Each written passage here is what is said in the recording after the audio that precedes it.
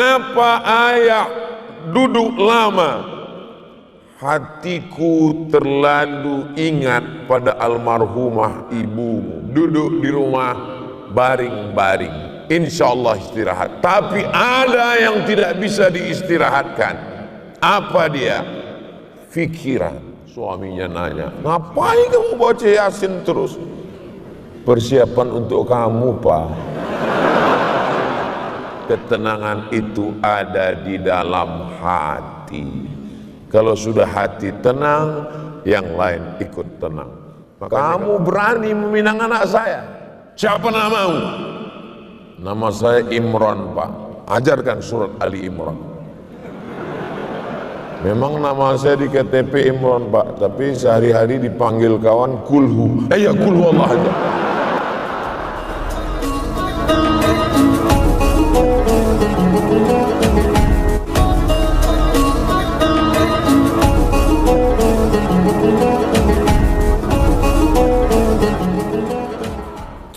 Ada seorang anak bernama Bapak Irfan. Bapak Irfan melihat ayahnya duduk membaca Al-Quran. Sekali duduk berapa dia baca? 7 juz Al-Quran.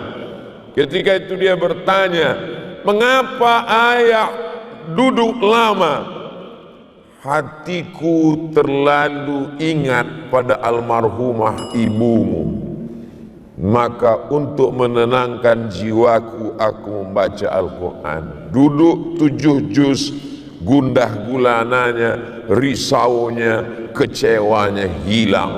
Yang menguatkan ada Al-Quran. Ayahnya itu bernama Haji Abdul Malik Karim Amrullah, Buya Hamka. Alhamdulillah Pak Ustadz, suami saya pun setiap saya dekati dia sedang pegang handphone, tapi Quran digital. Setiap saya dekat, Quran digital. Begitu saya menjauh, game online.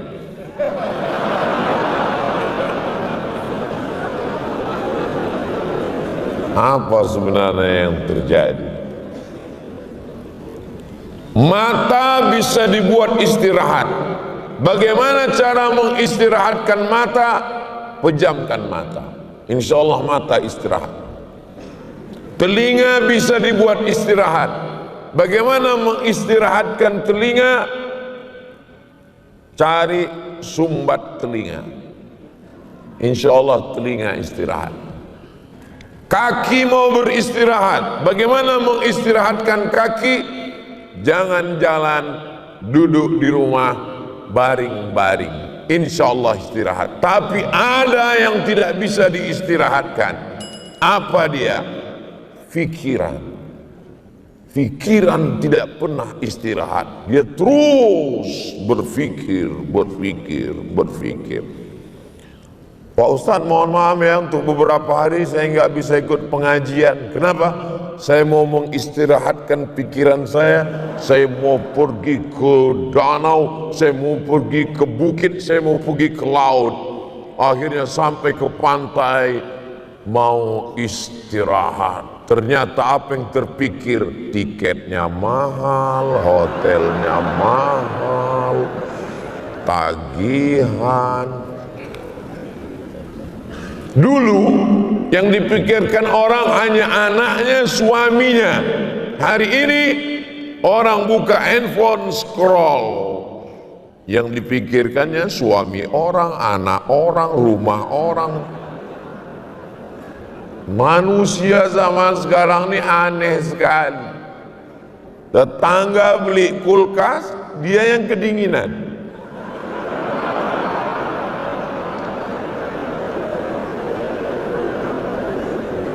Teman yang renovasi rumah, dia yang masuk ICU. Maka pikiran inilah yang paling mengganggu manusia.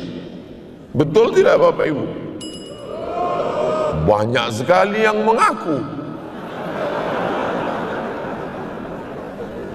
Jadi sebenarnya bagaimana cara mengistirahatkan pikiran? Alhamdulillah Pak Ustadz, saya sudah berhasil mengistirahatkan pikiran saya. Dengan apa? Saya pergi kemarin ketemu psikolog, psikiater, akhirnya dia kasih saya obat. Tenang.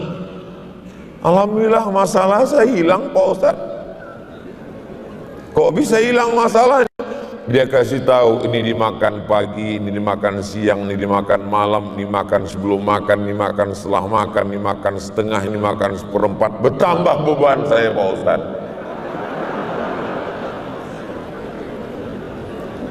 Akhirnya pergi ke rumah-rumah spiritual yang katanya kalau kita pergi ke rumah spiritual ini kita akan tenang.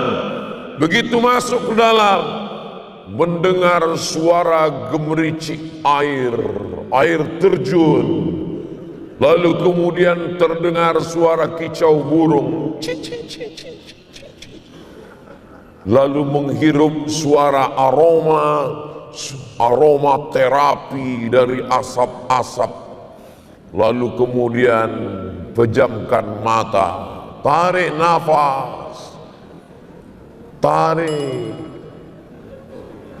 tahan, disuruh mengamati napas, juga tidak menyelesaikan masalah. Jadi satu-satunya cara adalah kembali kepada Al-Quran. Ambil wudhu, setelah itu sholat sunat 2 rakaat, setelah itu buka Al-Quran.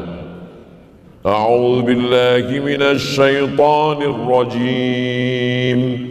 Bismillahirrahmanirrahim. Yasin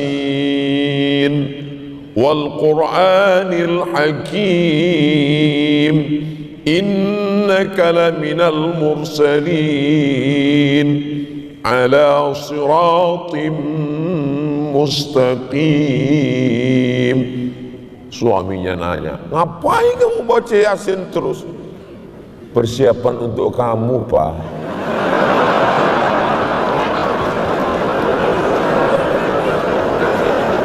Dengan membaca Al-Quran, pikiran kita beristirahat. Dengan membaca Al-Quran, hati kita tenang. Yang ngomong bukan saya. Ketenangan itu letaknya bukan di mata, ketenangan bukan di telinga, ketenangan bukan di kaki. Huwallazi anzalas sakinata, dia yang menurunkan ketenangan fi qulubil mu'minin. Ketenangan itu ada di dalam hati. Kalau sudah hati tenang, yang lain ikut tenang. Makanya kalau ada jamaah ini yang tertidur, itu berarti hatinya bukan senang untuk menenangkan hati. Ini sedang berkecamuk, kacau. Semua orang di Indonesia ini sekarang sedang kacau balau, berkecamuk, bingung memikirkan bagaimana nanti yang terjadi, bagaimana tentang koalisi, bagaimana kalau udah nggak menjabat lagi, macam-macam. Bagaimana menenangkannya? Maka saksikan video-video yang ada di Amazing Muharram. Jangan lupa subscribe, like, share, and comment.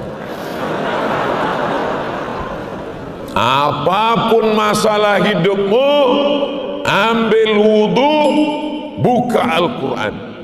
Tadi waktu saya duduk tadi, ada yang bisik ke saya, Ustaz Somad, apa yang membuat kita ini bisa menjadi tenang? Tidak lain wudhu. Saya udah wudhu nggak tenang juga Pak Ustaz. Mandi taubat. Saya udah mandi nggak tenang juga Pak Ustaz. Masuk ke dalam laut. Insya Allah bukan cuman masalahmu hilang, kau hilang sekalian. Maka tenangkan diri kita, masalah ini besar, Allah maha besar. Angkat kedua tangan, Allahu Akbar, Allahu Akbar kabira. Kau yang dipuji-puji Abdul Samad, yang layak dipuji hanya Allah. Walhamdulillahi katsira. Engkau suci Abdul Samad, aku penuh dengan dosa, yang suci hanya Allah. Wa subhanallahi bukratan wa asila. Aku tidak menghadap kepada siapapun, aku hanya menghadap wajjahtu wajhiya lilladzi fataras samawati wal arda hanifan musliman wa ma ana minal musyrikin. Tapi jangan mentang-mentang udah dengar tausiah ini sholat zuhurnya nanti begitu. Inna sholati, kata imam, apa ini? Maksud itu cukup, itu sekedar saya nyampaikan. Nanti pas sholat tetap tenang di dalam hati. Serahkan semuanya kepada Allah. Duduk, baca Al-Quran. Yang selama ini memuliakan Al-Quran, beli Quran termahal, sampulnya dari emas, disampul lagi dengan kain sutra, dimasukkan ke dalam kotak kayu jati, dipaku 4 sudut, gak pernah dibuka sampai mati. Aku nikahkan engkau dengan anakku dengan mahar seperangkat alat sholat dan kitab suci Al-Quran, gak pernah dibuka sampai mati, tunai.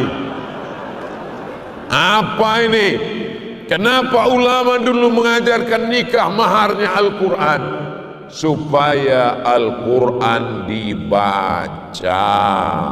Yang paling afdol, paling bagus mengajarkan anakku Al-Quran. Kamu berani meminang anak saya? Iya. Saya tidak minta emas, saya tidak minta perak, saya tidak minta mobil mewah, saya tidak minta rumah yang besar. Saya hanya ingin kau ajarkan anak saya Al-Quran. Siapa namamu? Nama saya Imran, Pak. Ajarkan surat Ali Imran.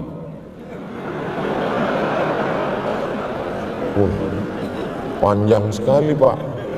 Kalau mau nikah, memang nama saya di KTP Imran, Pak, tapi sehari-hari dipanggil kawan kulhu. Ya kulhu Allah. Indah itu. Ini untuk mengajarkan kalian yang senyum, yang belum nikah aja. Yang udah nikah apa boleh buat. Jadi yang paling bagus itu adalah ketika Nabi sedang menyampaikan tausiah, berdiri seorang perempuan. Apa kata dia? Inni wahabtu laka nafsi, aku berikan diriku kepadamu. Kalau bahasa kampung kami, I give myself for you. Lalu kemudian apa kata Nabi? Nabi terus tausiah. Tiba-tiba berdiri seorang laki-laki. Karena Nabi nggak ada respon, berdiri seorang laki-laki. Ya Rasulullah, kalau engkau nggak mau, ya untuk aku aja ya Rasulullah. Kata Nabi, kamu mau? Iya. Iltamis walau khataman min hadidin.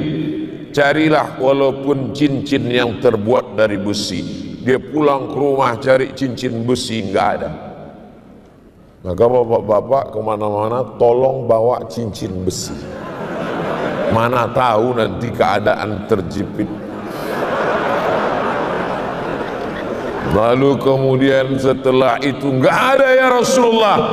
Kata Nabi, pulang cari lagi. Dia cari ke rumah, dia cari.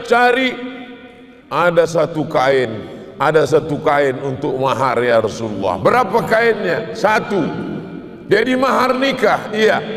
Kalau kamu nikah maharnya 1 kain ini dipakai istrimu, lalu kau pakai apa? Dia terdiam, dia malu. Akhirnya dia pulang. Ketika dia akan pulang, Nabi memanggil dia, Ta'al, come here. Lalu kemudian setelah dia datang, Apa kata Nabi? Hal ma'aka minal Qur'an? Apakah kamu ada hafal Quran? Ternyata dia pun tidak hafal Quran semua. Suratu kada wa suratu kada wa suratu kada. Saya hafal surat ini, surat ini. Nabi nikahkan dia. Zawwajtukaha bima ma'aka minal Qur'an. Ku nikahkan engkau dengan mahar mengajarkan Al-Quran. Ini sebenarnya tadi kan Mbak Angelina Sondah kan menyebut tadi siapa yang kaya. Ini untuk menurunkan harga mahar tadi. Jadi kalian siap-siaplah hafal surat-surat pendek.